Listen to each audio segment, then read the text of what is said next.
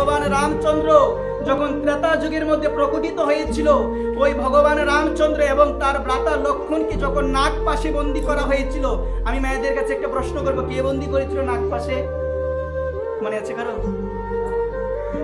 রাবণ বন্দী করেছিল না? রাবণের ছেলে নাম কি? রাবণের ছেলের নাম কি? ইন্দ্রজিৎ। মেঘনাথ। একবার মেঘনাথ বন্দী। সবাই মনোযোগ দিয়ে শুনেন কথাটা। তো ভগবান রামচন্দ্রকে এবং তার ভ্রাতা লক্ষ্মণকে ওই ইন্দ্রজিৎ, তার একটা নাম হলো মেঘনাথ, মানে মেঘের আড়াল থেকে যুদ্ধ করতে পারে, তার নাম ইন্দ্রজিৎ। কেন? ইন্দ্রকে জয় করেছে সে, অনেক শক্তিমান সে বন্দী করেছিল। কাকে বন্দী করেছিল?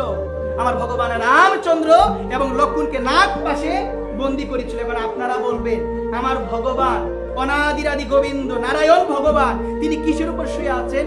কিসের উপরে?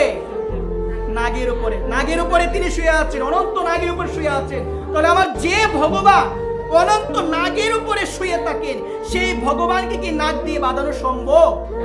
সম্ভব কি? সম্ভব না। কিন্তু এই জায়গায় লীলার মধ্যে কি হলো? লীলার মধ্যে এটা হয়েছে, আমার ভগবানকে এবং ভগবানের ভ্রাতা লক্ষ্মণকে বন্দী করা হয়েছিল, গরুরকে নিমন্ত্রণ পাঠানো হয়েছিল, তুমি যদি না আসো ওই নাগ পাশ থেকে কখনো ভগবানকে মুক্ত করা সম্ভব নয়। এসেছিল কে? এসেছিল ভগবানের বাহন গরুরজি এসেছিল।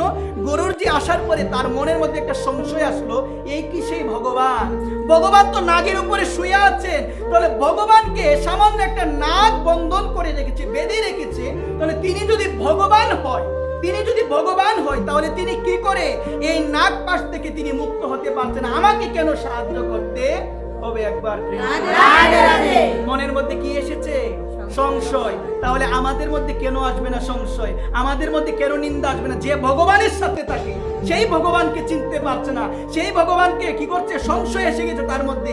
এই কথাটা এই জন্য বললাম, সাধুর কাছে থাকলেও তুমি নিন্দা করবে, সাধুর কাছে থাকলেও তোমার স্বভাব দোষ এত সহজে দূরে যাবে না। আমাদের দুইটা দোষ। কয়টা দোষ? একটা স্বভাব দোষ, আর একটা হলো কি দোষ বলো সবাই? সঙ্গ দোষ। কয়টা হলো? দুইটা হলো। একটা হলো সঙ্গ দোষ। সঙ্গ দোষ দূরে যাবে তাড়াতাড়ি। আমি আগে খারাপের সঙ্গ করতাম, আমার কথাই বলছি শুনো, আমি আগে খারাপের সঙ্গ করতাম, এখন আমি ওই খারাপের সঙ্গটা ত্যাগ করে যদি সাধুর সঙ্গ করি, দেখবে ওই খারাপের গুণগুলো আমার ভিতরে ছিল এতদিন, সাধুর সঙ্গ করতে করতে এগুলো দূরে চলে যাবে একবার। তারপরে বলছে স্বভাব দোষ। স্বভাব দোষ, তীর্থ স্নান করো, গঙ্গা স্নান করো, বৃন্দাবন যাও, লাভ কিছু হবে না, লাভ কিচ্ছু হবে না। এই কারণে মায়েদের উদ্দেশ্যে বলছি, স্বভাব দোষ ছিল দুর্যোধনের। কার ছিল? দুর্যোধন কোথায় থাকতো? হস্তিনাপুর। এটা একটা তীর্থক্ষেত্র। কি ক্ষেত্র গো মা? দুর্যোধন তীর্থের মধ্যে বাস করত, প্রতিদিন 3 বেলা গঙ্গা স্নান করত। স্বভাব দোষ কি দূরে গিয়েছে?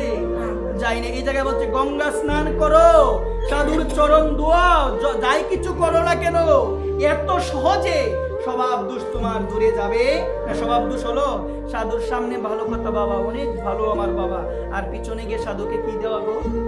ট্যাবলেট দাও। একবার বাংলা কথা বলি, এরকম আছে না?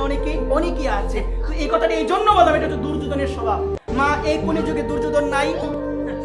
এই কলিযুগে দুর্যোধন আছে। যাদের মধ্যে দম্ভ বেশি, যাদের মধ্যে অহংকার বেশি, তারাও কি দুর্যোধন। শকুনি আছে এই জগতে? কে বলো তো শকুনিকে? যার মধ্যে কুটিলতা বেশি আছে না? এরকম অনেকে দেখবেন অন্যের সংসারের মধ্যে ইন্টারফেয়ার বেশি করে, মানে অন্যের সংসারের মধ্যে নাক গলাগলি বেশি করে, অন্যের সংসারটা নষ্ট করার চেষ্টা করে। আমি অনেককে দেখি, আমি চিনিও অনেককে, এই এলাকায় অনেককে চিনি। এই শকুনি কিন্তু এখন ঘরে ঘরে সৃষ্টি হয়ে যাচ্ছে। কেন এই কথাটা কেন বললাম? সৃষ্টি হয় নাই, সৃষ্টি হয়